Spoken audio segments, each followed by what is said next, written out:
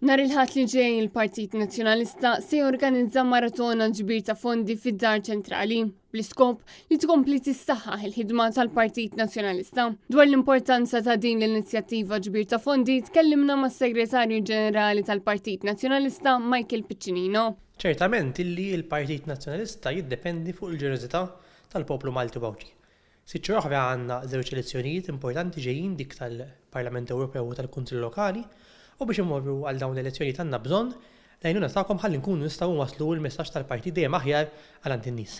L-appell jibqa' wieħed sabiex kulħadd ikun ġenerus u jipparteċipa bisħieħ kif bluzu għaqli tad-donazzjonijiet se jkompli jsir investiment fil-medja tal-Partit Nazzjonalista u jitwassal l-aqwa servizz. Dawn wara li l-aħħar sħarriġ jikkonferma li Net Media tibqa' fost l-aqwa f'pajjiżna u Net Television qed ikompli kabbar l-udjenzi. Parti minn dan is-suċċess huwa dovut għall-investimenti li saru fil-passat, investimenti li ġew mid-donazzjonijiet tal-pubbliku. U issa il-pass li jmissu li jissok tal-investiment anka f'Net FM sabiex anka l-istazzjon tar-radju ikun fost l-aqwa f'pajjiżna. Bħalissa għaddejjin b'investiment biex nagħmlu upgrade fil-medja tagħna.